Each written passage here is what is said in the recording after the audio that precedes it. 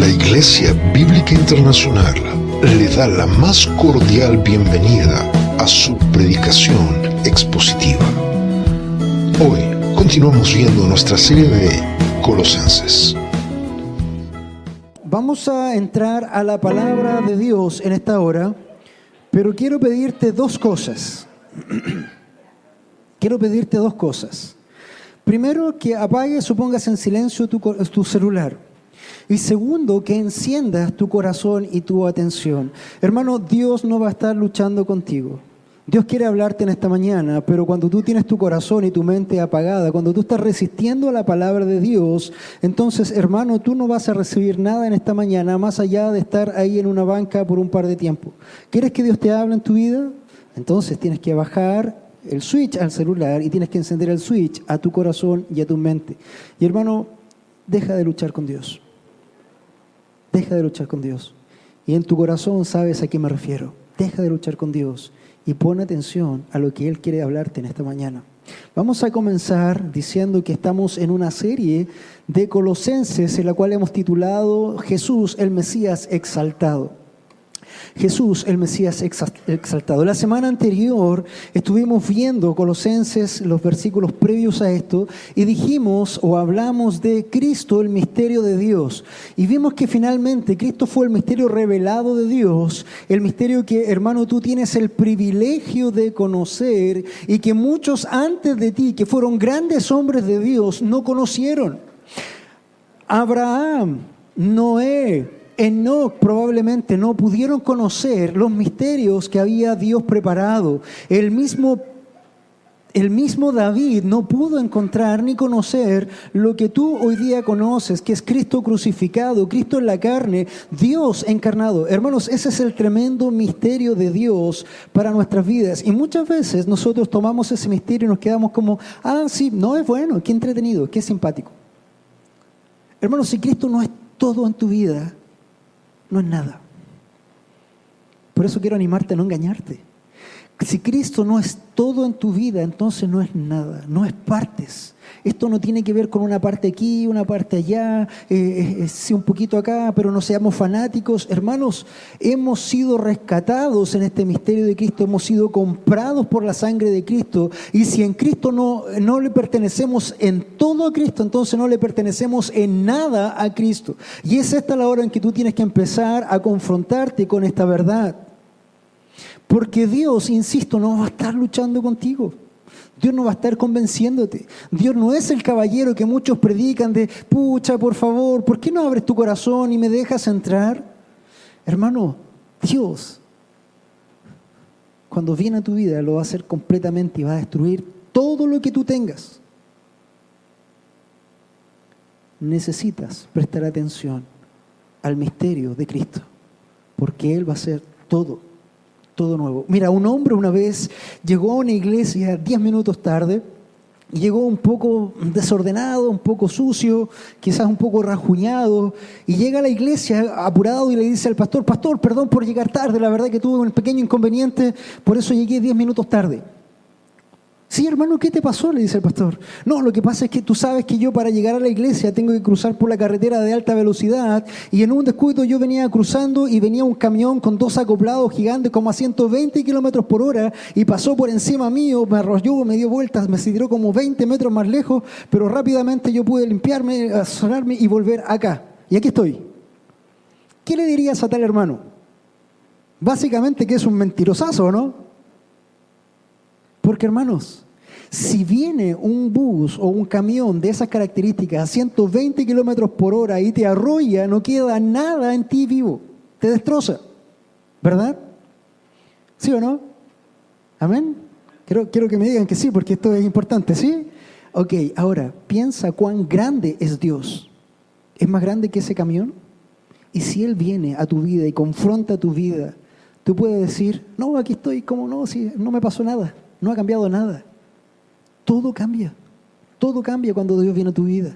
Entonces es por eso que nosotros necesitamos desde ya comenzar a examinar si realmente Dios nos ha cambiado o si estamos jugando a ser cristianos y todavía ni siquiera hemos encontrado este misterio porque no hemos conocido a Cristo. Hemos escuchado de Jesús, hemos visto probablemente muchas películas, hemos evidenciado algunas emociones, pero Cristo quizás no se ha develado plenamente en tu corazón. Y ese misterio que Dios ha revelado quizás en tu vida todavía no hace mella.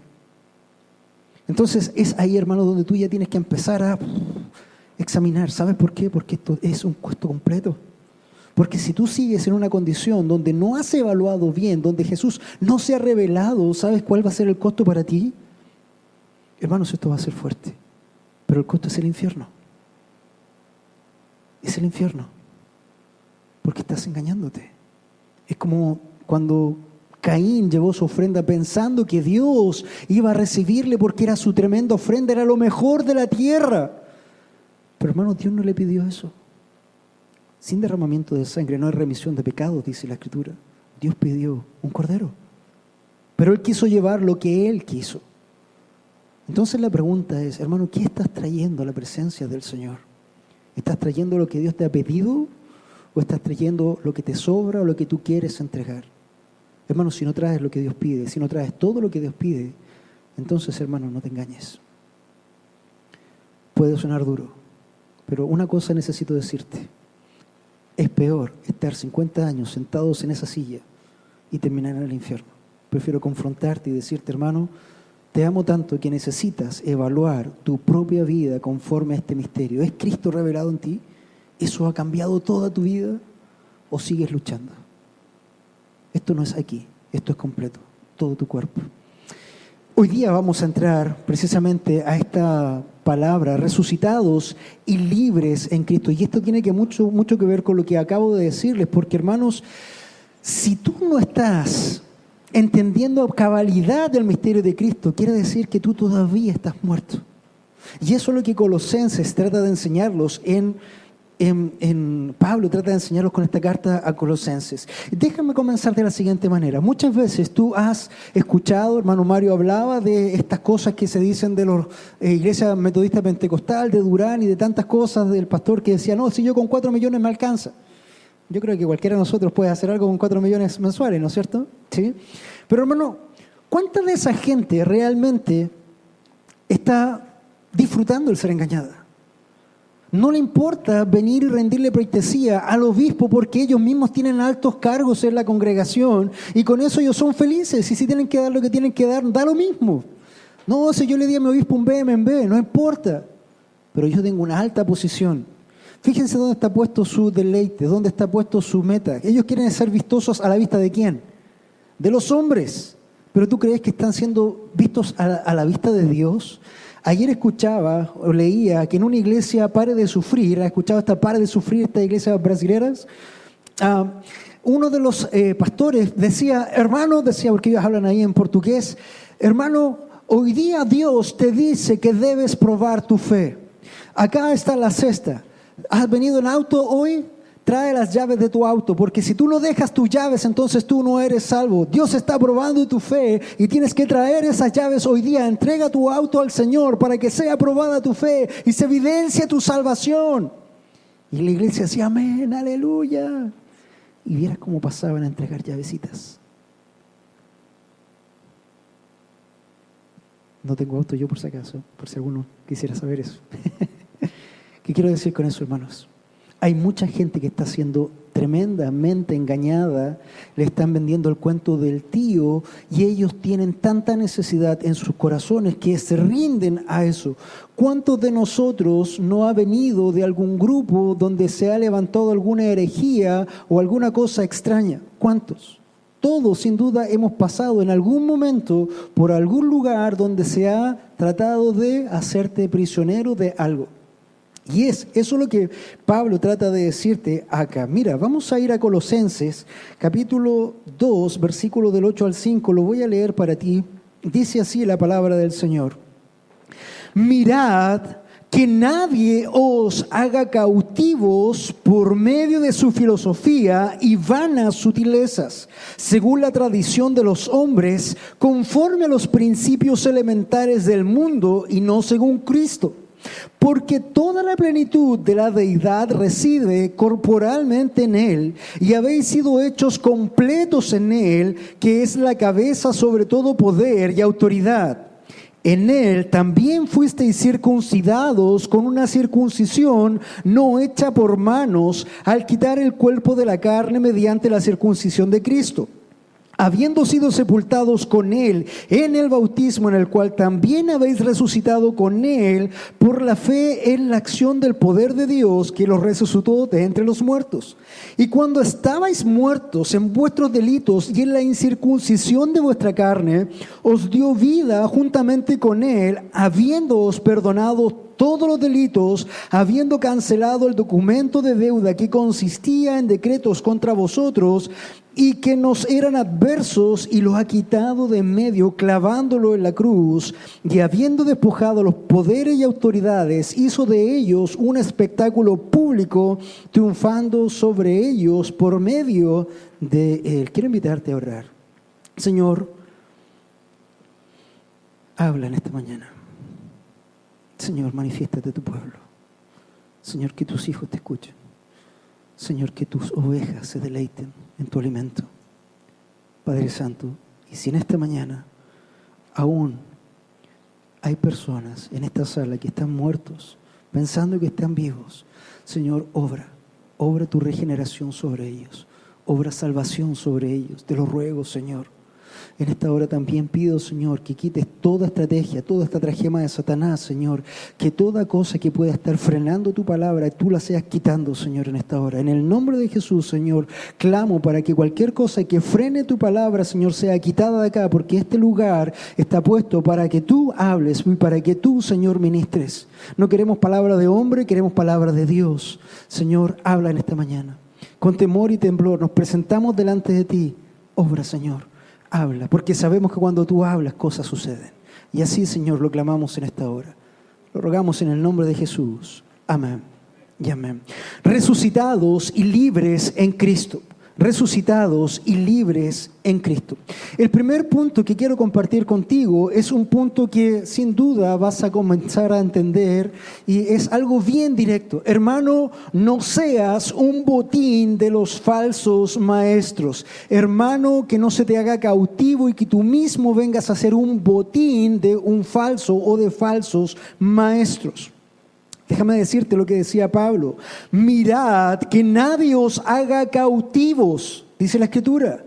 Literalmente esa palabra, que os haga cautivo, es que nadie te tome a ti y te lleve como un botín. Hermanos, hoy día hay mucha gente afuera hablando el nombre supuestamente de Dios, que lo único que busca es hacer botín de las personas. Buscan a gente que son incautas, buscan a gente que son simples, buscan a gente que son personas que son ignorantes, y que mientras menos lean esto es mejor para ellos, porque así menos resistencia van a tener y más fácil van a llegar a sus redes. Hermanos, no seas cautivo, no seas tú un botín de falsos maestros. Está lleno, hermano. Tú puedes visitar iglesia tras iglesias y puedes ver que en algunas iglesias hay una ofrenda acá y te piden diezmos, primicias al principio. De hecho, hay otras iglesias que tú vienes llegando primera vez en tu vida y te reciben en la puerta con un sobre de diezmo. Inmediatamente. Quieren hacer botín de tus vidas. Quieren que tú seas simplemente algo que ellos puedan usufructuar, ganar y después desecharte como cualquier cosa. Hermano, que nadie te haga cautivo por medio de su filosofía. Y acá entramos, voy a entrar primeramente a la filosofía que acá se está dando. Cuando la Biblia habla de la filosofía, está hablando o se refiere específicamente a los sofismas judíos. Y déjame decirte que un sofisma es cualquier argumentación adulterada que se usa para defender una falacia. Una falacia es una declaración, noción, creencia, racionamiento o argumento basado en una deducción falsa, errónea, inválida. En otra palabra, una falacia, hermano, eso es una mentira. Hay muchos por ahí, falsos maestros, que están convenciendo con filosofías llenas de mentira para que tú caigas en una red y te hagas botín de guerra y ellos usufructuen de tu vida. Si no me crees, te invito a buscar y a ir. Está lleno. Yo he conversado con varios de ustedes y sé que es así, que han pasado por cosas así, ¿no es cierto? Sí. Sé que estás ahí. Entonces, hermano, cuando tú dices que nadie se haga cautivo, te haga cautivo por medio de su filosofía, estaba Pablo hablando de los judaizantes que estaban ahí en la iglesia y que empezaban a usar estos sofismas, estos argumentos falaces para tratar de decir que la iglesia necesitaba seguir ciertos ritos, necesitaba seguir a ciertas cosas, algunas cosas puntuales que ya no tenían que ver, pero ellos estaban esclavizando a la gente para que pudieran hacerlo. Es lo mismo que ocurre con el legalismo. Es lo mismo que ocurre con el legalismo cuando dicen, no, hermano, en la iglesia tú no puedes venir sin corbata porque sin corbata no puedes hacer nada. O, hermano, ¿cómo se te ocurre estar en la puerta con buzo? ¿A alguien le ha dicho alguna vez algo así, verdad? Yo sé que sí. Pero, hermanos, estamos hablando de un tema de la obra de Dios en tu corazón, no de un asunto legalista, no de un asunto de ganar la salvación a través de una obra, a través de una ley, a través de cualquier cosa. Porque si tú pretendes o piensas que eso pudiera servir a algo de tu salvación, no estás comprendiendo para nada la salvación. Y por eso, hermano, necesito confrontarte hoy día, porque tienes que examinar tu vida. Si tú estás luchando hoy conmigo, hermano, no luchas conmigo. Yo estoy hablándote de la palabra del Señor. Yo solamente estoy tratando de ser un altavoz de Dios a ti. Tu lucha no es conmigo. Y si tú estás luchando en esta mañana, entonces tienes que examinar porque quizás estás cerrando tu corazón a Dios. Cuidado. Cuidado, las filosofías y vanas sutilezas. Mirad que nadie os haga cautivos por medio de su filosofía y vanas sutilezas. Cuando se usa esa idea de vanas sutilezas, esto es como una seducción, como un engaño, un fraude, una artimaña, incluso un poco más allá, los placeres de la lujuria. Te empiezan a engañar y empiezan a atender algo que es bueno. Mira, hermano, si tú vienes a mi iglesia usa una banda de rock espectacular, tiene luces por todas partes, tenemos café Starbucks en la mañana.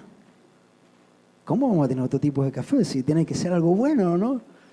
Hermanos, falacias, argumentos para cautivarte, para engañarte. Si tú vienes a esta iglesia, entonces, hermano, no vas a tener que tener ningún seguro médico con este tema de FONASA o de las ISAPRES. Nosotros te vamos a asegurar que Dios te va a dar el mejor servicio médico, no te vas a enfermar nunca. Ven a esta iglesia. Hermano, y te la venden así. Para ser cautivo, te hacen cautivos. Mirad que nadie te haga cautivo por medio de la filosofía o de vanas sutilezas, de sutilezas huecas, cosas que aparentemente son amplias o de mucha piedad, pero finalmente no tienen ningún peso, ningún sentido. Y peor de todo, ni siquiera es parte de la palabra de Dios. Entonces, mi amado hermano, déjame decirte que en esta mañana, como primer punto, no seas un botín de falsos maestros. Y para ello, ¿sabes qué necesitas ser? Necesitas ser un conocedor de esto. ¿Cómo tú vas a reconocer un falso maestro si no conoces la palabra de Dios? ¿Cómo tú vas a reconocer que es falso si no conoces lo verdadero? Esta es la primera pregunta. Un hijo de Dios debe desear la palabra de Dios como leche espiritual no adulterada. ¿Has visto a los bebés cuando tienen 3, 6 meses y no tienen dientes, pero tienen así el medio de diente y lo único que quieren es mamar? Y la mamá no haya cómo despegarlo. Hermanos, eso es lo que deberíamos hacer nosotros con la palabra de Dios, buscar al Señor, porque esa es nuestra vida, Él es nuestra luz, deleitarnos. Por ahí alguien me escribió un día y me dijo, pastor, quiero compartir contigo este versículo porque me deleitó tanto en esto y yo sé que usted también lo va a hacer. Amén, me deleito contigo porque, hermanos, la palabra de Dios es deleitosa. Hablábamos en el desayuno y se nos llenaba de agua la boca cuando hablábamos de, podríamos hacer un asado o un mariscal o no sé qué otras cosas, hablábamos pastel de papa y una cantidad de cosas que hablábamos y las tías estaban así como, ¡qué rico! Hermanos, ¿es esta también tu delicia cuando buscas la palabra de Dios? Eso es lo que nosotros necesitamos examinar. Por eso, hermanos, tienes que ver cuánto tiempo pasas aquí, cuánto conoces de esta palabra, porque si no va a venir cualquiera y te puede engañar. Y este mundo está lleno de engañadores, está lleno de hombres que seducen precisamente para hacerte cautivo. ¿Y sabes cuál es el peor tema? Cuando te hacen cautivo, tú te dices, tú eres mi pertenencia. Tú eres mi pertenencia, debes lealtad a mí. Mírame a mí. Hermanos, jamás eso ha sido la intención de la Escritura.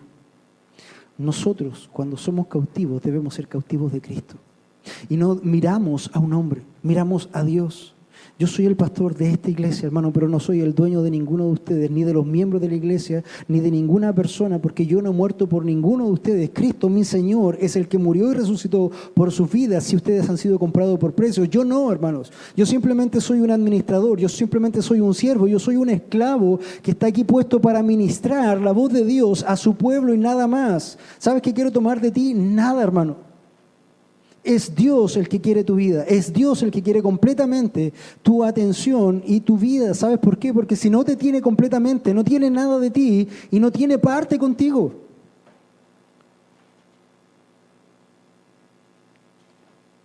Que nadie te engañe, hermano. No seas un botín de un falso maestro, engañado por las falsas sutilezas. Y esto, hermano, ha pasado en todos los tiempos, aún en el tiempo de Jesús, cuando dice la Escritura, según la tradición de los hombres. ¿Cuántas tradiciones nosotros no tenemos? Vemos la Pascua, por ejemplo, y vienen los cuasimodistas bien cuidados, ministrando la Cuaresma en las casas de los enfermos, y se ven bonitos. Pero ¿sabes cómo vuelven a sus casas en la noche? Muertos de curado los caballos. Si no fuera porque los caballos saben llegar, se perderían. Lo he visto muchas veces. Caemos en las tradiciones y pensamos que haciendo tradiciones vamos a hacer algo. O en la misma Semana Santa que pasó hace poco. No, hermano, el mundo se preocupa para no comer carne. Pero vive la carne todo el resto del mundo. Todo el resto de la semana, ¿o no? Entonces, fíjate cómo las tradiciones de los hombres muchas veces tienen más peso que la Biblia. ¿Por qué? Porque no conocemos la Biblia. Hay unos hermanitos que se paran generalmente en mi esquina los domingos en la tarde, domingo por medio, y empiezan a citar algo así como si fuera la palabra de Dios y dicen algo así, porque Dios no quiere la muerte del pecador y ama a todas las personas, y te lo citan como si estuviera en la Biblia. Un hermano me escribió, o con el hermano Mario nos preguntó, hermano Mario, pastor, ¿dónde aparece eso en la Escritura? En ninguna parte. Y empiezan a predicar tradiciones de hombres, aunque suenan lindas, aunque suenan bonitas, pero hermanos, a eso se refiere con que son vanas sutilezas, que seducen. El pecado es rico, ¿no? Tienta de a poco. La tentación. Uy, estaría bueno eso, ¿eh? Es así. Así te seduce el enemigo, así te seducen los falsos maestros, así te seducen las falsas religiones, hermanos. Un caso a examinar solamente, Mateo 15, del 1 al 9, Jesús hablando en este tiempo, dice, entonces se acercaron a Jesús algunos escribas y fariseos de Jerusalén diciendo, ¿por qué tus discípulos quebrantan la tradición de los ancianos? Pues no se lavan las manos cuando comen pan, ¡qué sucios son! Y respondiendo él les dijo, ¿por qué también vosotros quebrantáis el mandamiento de Dios a causa de vuestra tradición? Porque Dios dijo, honra a tu padre y a tu madre. Es lo que estamos viendo hoy día también como el Día de la Mamá, ¿verdad? Pero no solamente un día, es siempre, hermanos. Honra a tu padre y a tu madre. Ese es el mandato de Dios. Y quien hable mal de su padre o de su madre, que muera. Paréntesis. Hoy día yo veo, por ejemplo, a niños o adolescentes, más adolescentes que niños, aunque niños también, que son muy respondones y muy violentos con los padres, y si pudieran pegarles, si es que no, les pegan a los papás. ¿Saben que eso es así, verdad? ¿Sabes qué hubiera pasado si eso mismo hubiera pasado en el tiempo de Jesús? ¿Sabes qué hubiera pasado con esos niños o esos adolescentes?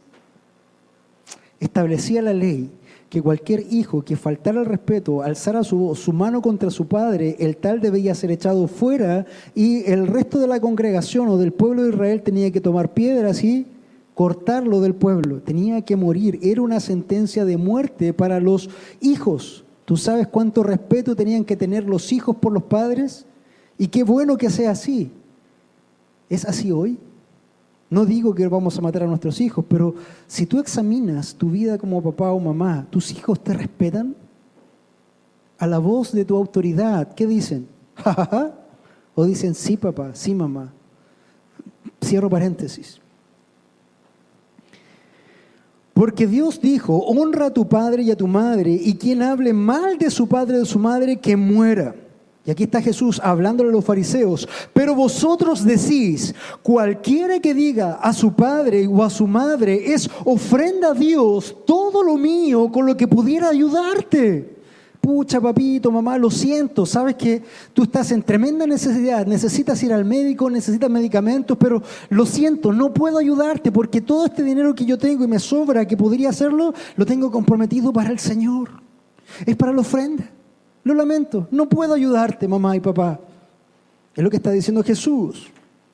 Cualquiera que diga a su padre o a su madre, es ofrenda a Dios todo lo mío con que pudiera ser ayudado, no necesitará más honrar a su padre y a su madre. Y así invalidasteis la palabra de Dios por causa de vuestra tradición. Hermanos, en muchos lugares, y quizás en tu propia vida, quizás en tu casa, la tradición es más importante que el mandato de Dios. Dios dijo, honra a tu padre y a tu madre. Ellos decían, no los honres, si tienes que usar dinero, úsalo para la iglesia mejor.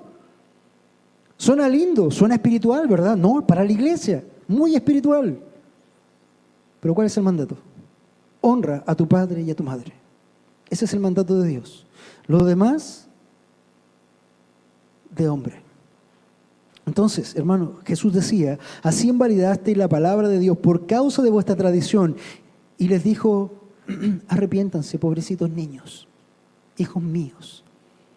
No les dijo eso. ¿Sabes qué les dijo? Hipócritas, hipócritas. Bien profetizó Isaías de vosotros cuando dijo, este pueblo con labios me honra, pero su corazón está muy lejos de mí, hermano. Por eso yo te digo, si en esta hora tu corazón no está pleno en Dios, entonces no está con Dios. Y quizás hoy día tu cuerpo está aquí, pero tu mente está en cualquier lado diciendo cuándo se va a callar esta persona, no sé, cualquier cosa, hermano. No estás luchando conmigo, estás luchando con el Señor. El Señor decía, este pueblo con labios me honra. Podemos venir, orar, cantar y hacer un montón de cosas de labio, pero su corazón está lejos de mí. ¿Y sabes qué va a pasar? Ese pueblo finalmente termina perdido, termina condenado, tristemente, pensando que lo estaban haciendo bien, pensando que lo estaban haciendo de oro. No, si estábamos súper bien. No, pues si nosotros fuimos a las misiones, a las naciones, hicimos no sé cuántas cosas. No, si estábamos súper bien. El Espíritu se derramaba, se caía toda la gente al suelo. Súper bien. Echamos demonios a diestra y siniestra. Estamos pero haciéndola súper. Saqué no sé cuántos amenes en la iglesia. ¿Tú crees que estoy interesado en un amén? Hermano, estoy interesado en tu vida, en tu salvación. Si no, no estaría aquí. Es tu corazón el que el Señor necesita. Es tu corazón el que el Señor llama. Y ese es tu corazón el que tiene que ser exaltado. Porque todo lo demás que suena bonito y que suena abundante o importante, e incluso imponente para los hombres, ¿sabes cuánto vale delante de la gloria de Dios? Cero. ¿No me crees? ¿No me crees?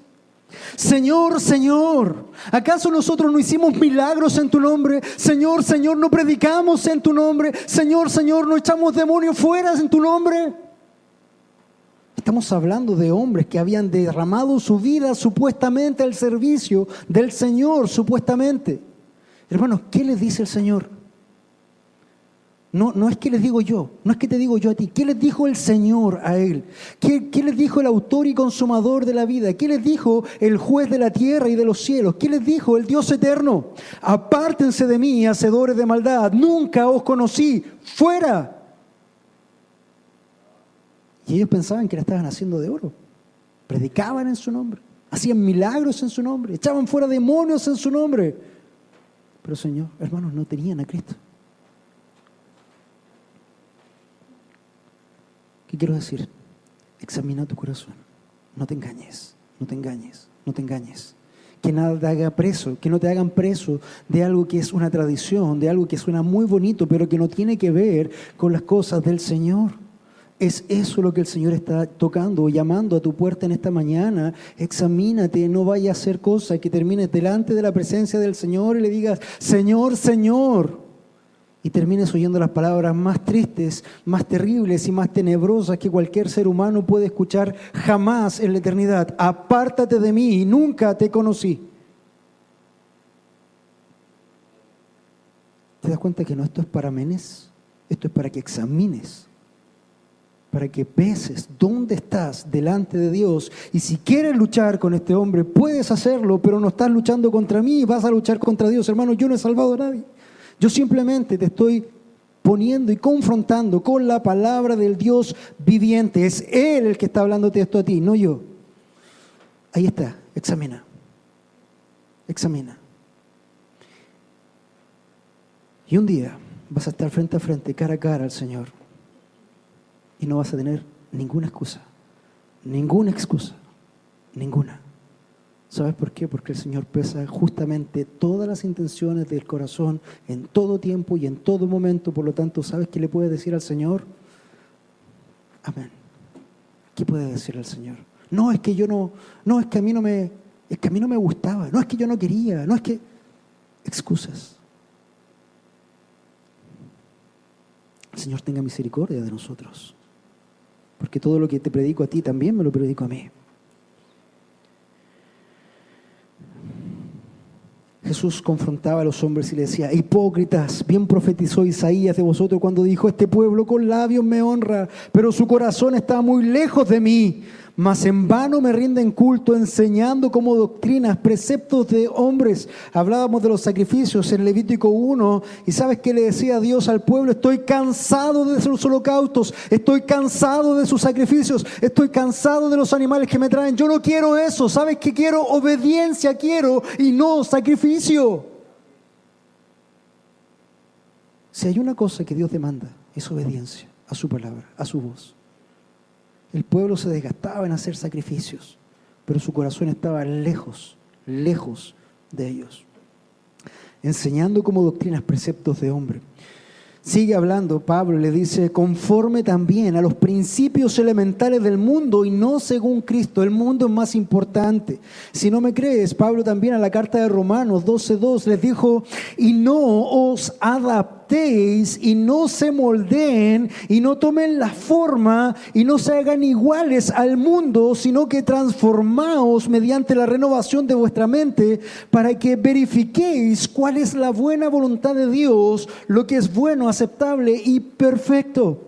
Hermanos, mucha gente está hablando de Dios hoy. Hay muchas iglesias que tú puedes ir hoy día y tú vas a entrar y vas a ver una discoteca. Y tiene onda. Ya. Punch. Y es rico, mueve la carne. Pero hermanos, si yo apagara la música y pusiera mute en una discoteca y pusiera mute en ese lugar, ¿qué diferencia verías? Ninguna. Es el mundo. Es el mundo. Dice Pablo, no se adaptan, no tomen el molde del mundo, sino transformados mediante la renovación de vuestra mente para que verifiquéis cuál es la voluntad de Dios, lo que es bueno, aceptable y perfecto. Y es no solamente en la iglesia, hermano, es tu vida también. Si yo le pusiera mute a tu vida, ¿qué vería? ¿Mundo o iglesia? Y da lo mismo que sea yo, que sea Dios, que Dios le pone mute a lo que ve en tu vida diariamente. ¿Qué ve? ¿Mundo o Dios? A mis hijos les encanta la jalea, sobre todo las rojas. Y de repente se entretienen porque tienen unos moldes de osito y de animalito y cosas así. Y lo simpático es que cuando se hace la jalea, ellos pueden escoger el molde que ellos quieran y llenan la jalea. Después cuando se seca o se hace la jalea, ellos la dan vuelta y ¿sabes qué forma tiene la jalea? Tiene forma de osito, de animalito, tiene cualquier forma que tú ya le has dado. Es eso lo que el Señor te dice. Hermano, no te amoldes en las cosas del mundo, porque si no vas a ser igual al mundo. Y si tú eres igual al mundo, ¿sabe lo que te dice Juan? Juan, en 1 de Juan 2:15, 15-17 te dice: no améis al mundo ni las cosas que están en el mundo. Si alguno ama al mundo, el amor del Padre no está en él. Y eso ya es terrible. Es rico el mundo, amo al mundo, me gusta el mundo. Sí, es que la iglesia son fanáticos, no, un poquito nomás. El Señor te dice, el amor del Padre no está en él. Y eso es la Escritura hablándote. Porque todo lo que hay en el mundo, la pasión de la carne, la pasión de los ojos, la arrogancia de la vida, todo lo que es rico, pucha que es pesado Dios, todo lo que es rico no nos deja, aparentemente. Fíjate, la pasión de la carne, la lujuria, es deleitosa, sin duda. ¿Pero dónde? En el contexto que Dios la ha creado, en el matrimonio. Ahí está para ser desarrollado completamente y como un amor puro, no como algo lujurioso, sino como una entrega. La pasión de los ojos. ¿Viste el iPhone no sé cuánto ya van? O el S9, no sé, o el Mac. No, pero ese es antiguo, por si acaso. El deseo que uno va teniendo, yo lo quiero. Yo lo quiero. Y todo empieza a girar y comienza a gobernar tu vida, todas esas cosas. O también dice, la arrogancia de la vida. Mira, estoy de punto a Zara, estoy vestido en Zara. ¡Wow! ¿Cómo veo? Un día un misionero llegó a un aeropuerto, llegaron 2 misioneros, y había un tremendo letrero de moda. Y habían 2 personas con ropa y moda ultra elegante, como de vanagloria del tiempo, y se quedaron mirando el uno al otro y dijeron, ¿cuál de los 2 es el hombre? Y estuvieron observando un buen rato. Ese es el hombre. ¿Cómo supiste? No, porque la única diferencia que tiene es que él tiene esta cosa de aquí. La única diferencia que había entre un hombre y una mujer en un anuncio era esto. La manzana de Adán. Hermanos, ¿qué mundo estamos viviendo? ¿Qué mundo se está proyectando para nosotros y para nuestros hijos? ¿Y sabes qué? Nosotros queremos ser iguales al mundo. ¿O no es así? No améis al mundo ni las cosas que estén en el mundo. Si alguno ama al mundo, el amor del Padre no está en él. Hermano, no seas un botín. No seas un botín de falsos maestros. Un segundo punto es resucitados, circuncidados y bautizados en Cristo nuestro Señor. Resucitados, circuncidados y bautizados en Cristo nuestro Dios. Primero, debes entender que Jesús fue hecho carne. Dice la Escritura, porque toda la plenitud de la deidad reside corporalmente en Él. Y ahí Pablo da un golpe de muerte y asesta así, mitad a mitad en la cabeza de todos aquellos herejes que decían que Cristo no podía haber venido en carne porque la carne era mala. ¿Te acuerdas de los falsos maestros que decían que todo lo que tenía que ver con la carne era malo y hablaban del ascetismo, de golpearse la carne, o también se estaba levantando el gnosticismo en este asunto de los conocimientos? Bueno, Pablo los calla porque dice, porque toda, y aquí calla unos cuantos testigos de Jehová también, ¿verdad? Porque toda la plenitud de la deidad reside corporalmente en Él. Y no me preguntes, pastor, ¿cómo puede ser eso posible? Porque no lo sé. ¿Cómo puede ser que toda la deidad de Dios cupa completamente en un cuerpo de un hombre? Pero ese es el misterio de Dios. Dios encarnado. Ahí estaba. Si alguien quería ver a Dios alguna vez en cuerpo y alma, tenían que mirar solamente a Jesús, porque en Él descansaba toda la deidad de la plenitud de la deidad de Dios, corporalmente, y ahí está la clave, corporalmente. Jesús vino en carne, hermanos. ¿Sabes por qué vino en carne? Porque la carne tiene asociada sangre. ¿Te acuerdas lo que leyó el hermano en la mañana, nuestro hermano José? Hermanos, esa carne necesitaba ser exprimida, porque sin remisión no hay, sin derramamiento de sangre no hay remisión. Hermanos, la paga del pecado es muerte. Alguien tenía que morir, alguien tenía que derramar su sangre para poder hacer un pago completo por ti. De otra forma, y esto es también lo que tienes que tener, si tú hoy día no estás plenamente en Cristo, hermano, entonces ese sacrificio, todo lo que Jesús hizo en la cruz no es para ti, y lo que te espera a ti es ese sacrificio eternamente en el infierno por toda la eternidad, porque alguien tiene que pagar, y si Cristo no ha pagado por ti, entonces el que tiene que pagar eres tú mismo por toda la eternidad. Y por eso también te animo en esta mañana a examinarte en tu vida y que dejes de luchar con el Señor, dejes de luchar con su obra, porque no estás luchando con esto, estás luchando con Dios.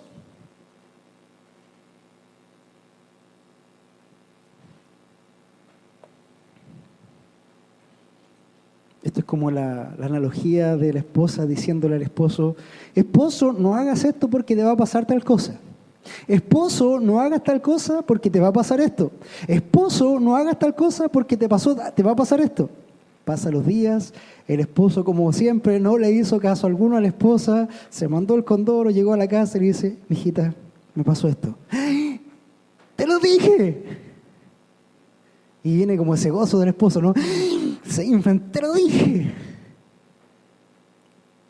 Hermanos, es lo que yo estoy tratando de decirles. Que no llegue el tiempo en que sea tarde. Examina hoy tu vida. Completos en Jesús, nuestro Dios, nuestra cabeza. Dice la Escritura: y habéis sido hechos completos en Él. Por eso estoy hablándoles del principio, hermanos, que esto no es por parte, esto no es una parte tuya, esto no es darte un poco de tiempo, un poco de actividades un domingo en la mañana. Hermanos, solamente la iglesia se reúne aquí una vez en la mañana, el domingo, y el miércoles al mediodía, en la tarde, a las 8 de la noche. Pero hermano, tú eres la iglesia todos los días, en todo tiempo, en todo lugar, 24 horas al día, 7 días a la semana, 365 días al año. Tú eres parte de la iglesia si has nacido en Cristo. No te engañes, no porque estás en un mall no eres iglesia, sigues siendo la iglesia. Si estás en el trabajo, sigue siendo la iglesia. Si estás en el estudio, sigue siendo la iglesia. La única diferencia es que cuando estamos aquí estamos reunidos como cuerpo para alabar corporativamente. Pero dice: habéis sido hechos completos en Él. Dios no hace cosas a medias. Dios no hizo un sacrificio a medias. Él dijo: yo hice un sacrificio una vez y para siempre, y eso es completo. Y finalmente cuando entregó dijo: tetelestai, consumado es, todo ha sido pagado. Dios no hace cosas a medias. Por eso necesitas examinarte, hermano, cuánto realmente eres de Cristo, cuánto estás en Cristo. No puedes estar una parte en Cristo y otra parte no. O estás en Cristo o no estás en Cristo, pero eso es definitivo. Que es la cabeza sobre todo poder y sobre toda autoridad. ¿Qué más confianza, qué más deleite, hermano, cuando estás seguro en aquel que está respondiendo y dice: no, yo miro por ti, no, yo velo por ti, no, él es mi hijo, no, ella es mi hijo, no, antes de venir a él tienes que pasar por mí, él está velando. Estos como estos papás antiguos, ojalá que hoy día todavía sean los papás así, o el cabeza de familia cuando ve que están agrediendo, que quieren agredir a su esposa o a sus hijos, y ¿qué le dijeron al papá, no es cierto? Se saca la corbata, saca el superhéroe, Superman ahí, y sale a la defensa, ¿no es cierto? Bueno, ese es nuestro Dios por nosotros también, cuando Él es cabeza. Hermanos, muchas veces luchamos con Dios para tratar de llevar nuestras propias cosas, tener el control de las cosas, pero cuando perdemos el control o cuando nos vemos perdidos, miramos y decimos: Señor, ¿por qué no me ayudas? El Señor te queda mirando y dice: desde el principio estaba extendiendo mis manos para ti. ¿Qué pasó? ¿Por qué ahora? Ahora ya no, arréglatela solo. No, Él aún tiene misericordia y todavía puede oírte. Él tiene todo el poder y toda la autoridad, hermanos. Ya habéis sido hechos completos en Él, que es la cabeza sobre todo poder y toda autoridad. Resucitados, circuncidados y bautizados en Cristo. Cristo primero viene en carne. Segundo, tiene toda la autoridad porque es cabeza. Por eso les digo, hermano, que este pastor que está delante de ustedes jamás se va a declarar como cabeza de la iglesia. Nunca. Porque si yo lo hago, hermanos, esa es una herejía. Porque yo soy un siervo, un esclavo de Jesucristo. La única cabeza de la iglesia es Jesús. Es Jesús. No hay otra cabeza. Si tú quieres llamar al pastor, a un pastor, llama a Cristo. Él es el poimen. Él es el príncipe de los pastores. Nosotros somos simples mayordomos de la congregación. Y hemos sido puestos para servir y no para ser servidos. Diferente por ahí a lo que tú ves en las grandes corporaciones donde el pastor es un semidioso, ¿no? ¡Wow! Un hombre llamado Coleman dijo una vez lo siguiente. Dijo, es muy difícil lavar los pies cuando estás sentado en un trono. Es muy difícil lavar los pies cuando estás sentado en un trono. Hermanos, Cristo tuvo que salir de su trono para venir a salvarte. Él tuvo que salir de su comodidad para venir a buscarte. Él tuvo que salir de todo lo que Él tenía para venir a sacrificar su vida hasta lo último para que tú pudieras venir. ¿Cómo crees que yo como pastor podría estar sentado aquí diciendo, ya hermanos, sírvanme? Si mi Señor hizo eso, ¿qué nos dice a nosotros? Si nuestro Señor hizo eso, ¿qué deberíamos hacer cada uno de nosotros? Aquí hemos sido llamados a servir y no ser servidos. Circuncidados en Cristo, también dice, en Él también fuiste circuncidados con una circuncisión no hecha por manos al quitar el cuerpo de la carne mediante la circuncisión de Cristo. Cuando se hizo el pacto, Dios, Yahweh, apareció a Abraham, recordemos que Yahweh es Jesús, y le dijo que haría un pacto con él. Eso lo puedes ver ahí en Génesis 17, del 4 al 14. Dijo que haría un pacto con él y le dijo que él iba a ser, de él iba a ser una nación que iba a bendecir a todas las familias de la tierra. Y para entrar en ese pacto él tenía que circuncidar a todo varón. Seréis circuncidados en la carne de vuestro prepucio y esto será la señal de mi pacto con vosotros. Todo aquel que era parte de ese pacto tenía que entrar de una forma carnal, tenía que circuncidar el prepucio de los varones. Y así comenzó ese pacto. Pero hermanos, ese pacto no siguió así. Y ese pacto tampoco tiene que ver con el bautismo, como lo creen algunas iglesias. Ese pacto tiene que ver con que Dios luego iba a hacer exactamente lo mismo, pero no iba a circuncidar tu carne, iba a circuncidar tu corazón. Romanos 2, 28 y 29 dice, porque no es judío el que lo es exteriormente, ni la circuncisión en la externa de la carne, sino que es judío el que lo es interiormente, y la circuncisión es la del corazón y por el Espíritu, no por la letra, la alabanza de la cual no procede de los hombres, sino de Dios. Hermanos, ¿cómo ingresas tú a ese pacto que Dios hizo con Abraham? Tú no ingresas por ser judío, tú no ingresas por circuncidar tu carne, tú no ingresas por hacer ninguna obra siquiera. Él te ingresa. Viene el Espíritu Santo y ve que hay un corazón de piedra y Él viene y quita tu corazón de piedra y pone en su lugar un corazón de carne, y a eso Dios le llama la circuncisión del corazón, y nosotros lo conocemos como regeneración, y es algo que solo viene de parte de Dios. Eso es lo que Dios hace, eso es lo que estamos haciendo en la circuncisión del corazón. Luego nos habla del bautismo. Bautizados en Cristo, inmersos en Cristo, dice, y habiendo sido sepultados con Él en el bautismo, en el cual también habéis sido resucitados con Él por la fe en la acción del poder de Dios, que le resucitó de entre los muertos. Y aquí quiero llevarte a recordar, hermano, ¿quién eras tú antes de Cristo?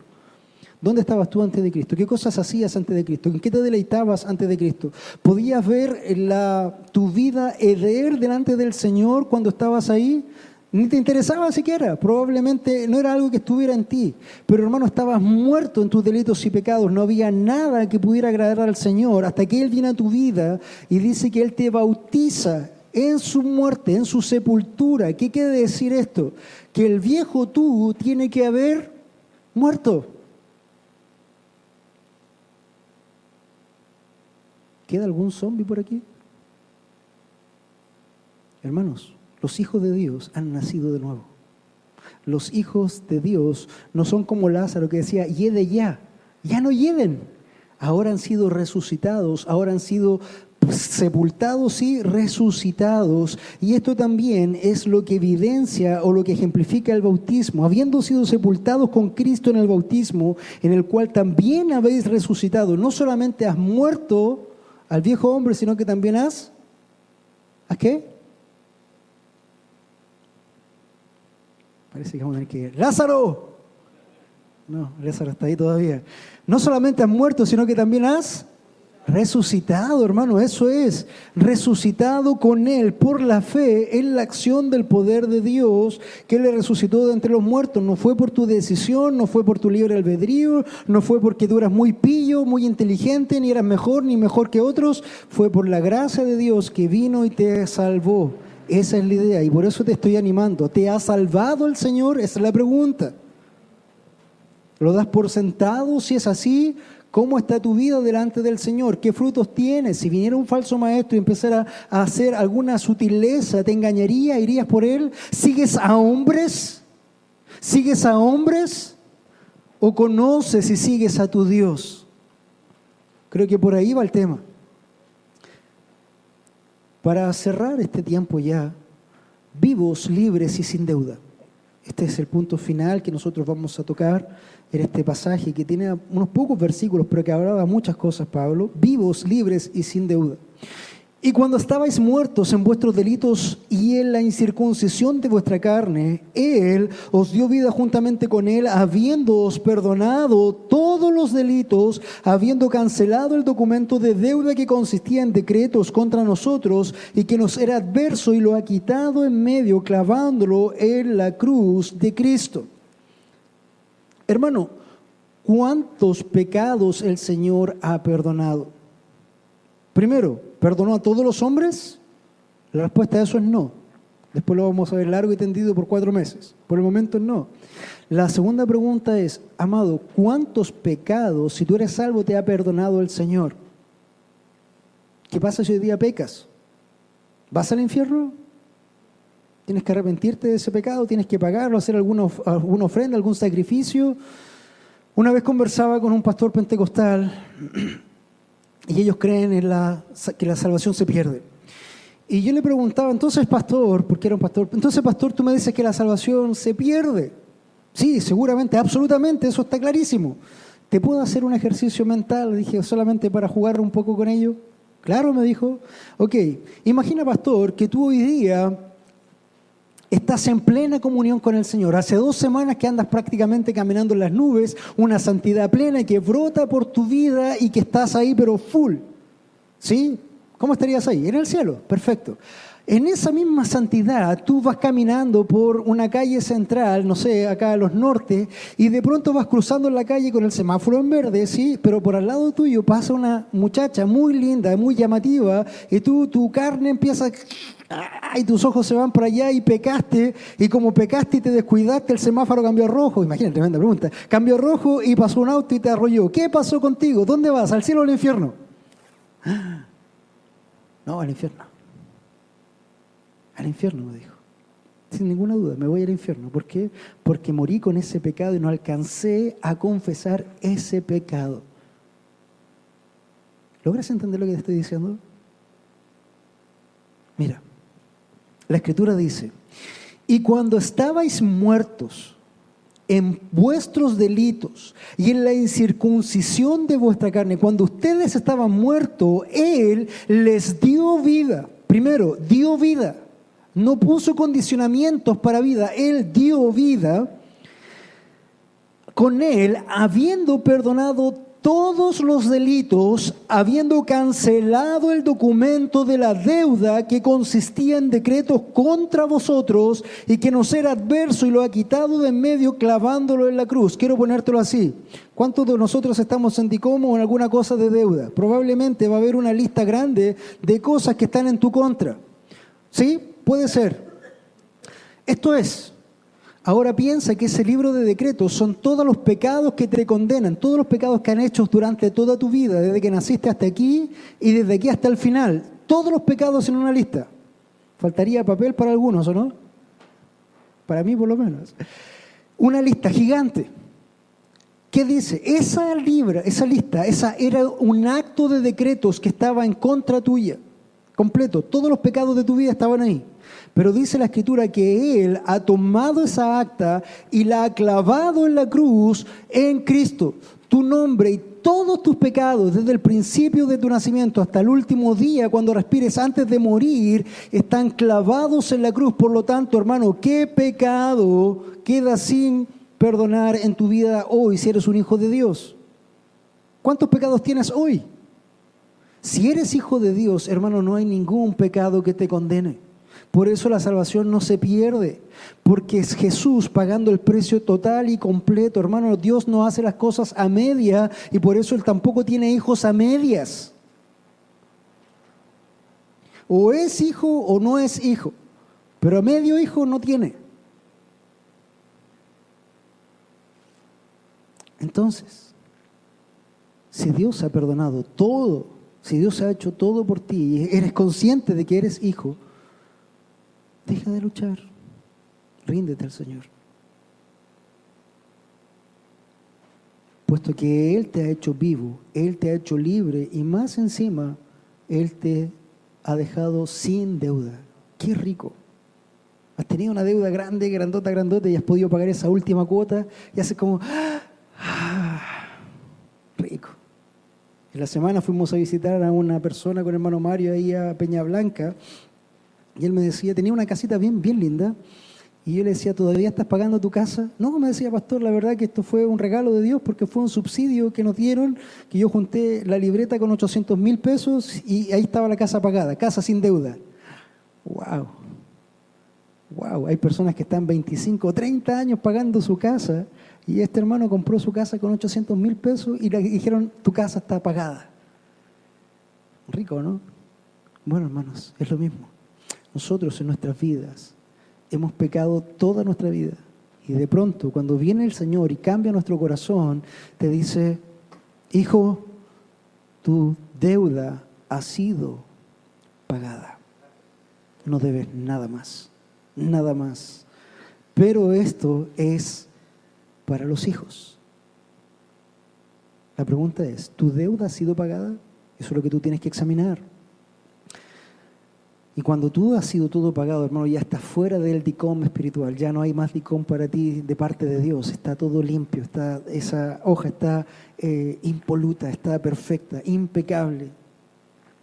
Y termina diciendo, habiendo despojado a todos los poderes y autoridades, hizo de ellos un espectáculo público, triunfando sobre ellos por medio del hermano. No solamente Dios hizo todas las cosas, sino que después tomó a sus enemigos y los exhibió públicamente. Victoria.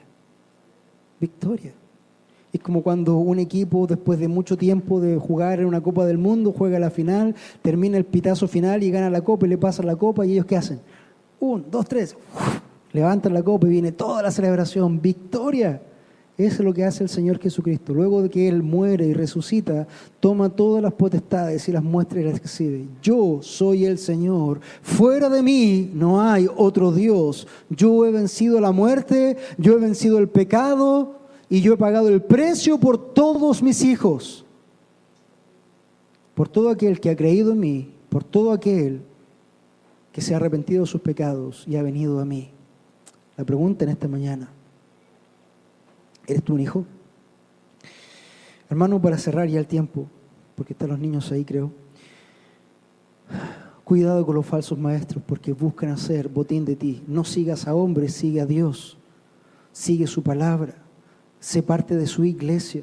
No estoy hablando de una iglesia puntual, estoy hablando de la iglesia de Dios, donde se predique la verdad de Dios, donde se enseñe la verdad de Dios y no quieran hacer un botín contigo. Segundo, recuerda que hemos sido resucitados, circuncidados y bautizados en Cristo, quien es nuestro Dios. Y tercero, hermanos, puedes ser libre, puedes tener vida y precisamente puedes tener cero deuda en el camino del Señor. Entonces, resucitados y libres en Cristo. Para cerrar, la evidencia de una salvación no es una confesión de fe. no es una oración, no es un deseo, no es un sentir, no es una lealtad a ciertas personas. La salvación, hermanos, consiste en entender que Dios es 3 veces santo, que estamos condenados por esa santidad de Dios porque nosotros no somos santos, que Dios es justo, que la ira de Dios está sobre nosotros. Por lo tanto, entendiendo nuestra condición depravada y condenada, necesitamos rendirnos al Señor, entender y creer que Jesús, en carne, siendo Dios en su plenitud, ha venido a la tierra, ha muerto en la cruz para pagar el precio que tú debías pagar, arrepentirte de tus pecados, apartarte de ellos y fructificar como un hijo de Dios lo haría. Hermanos, con ello simplemente quiero dejarte en mente para que sigas tú examinando y ver dónde estás parado espiritualmente hoy. No vaya a ser como la esposa y que finalmente te diga, te lo advertí. No es ese mi deseo, hermano. Mi deseo es que puedas tú examinarte a ti mismo delante de la presencia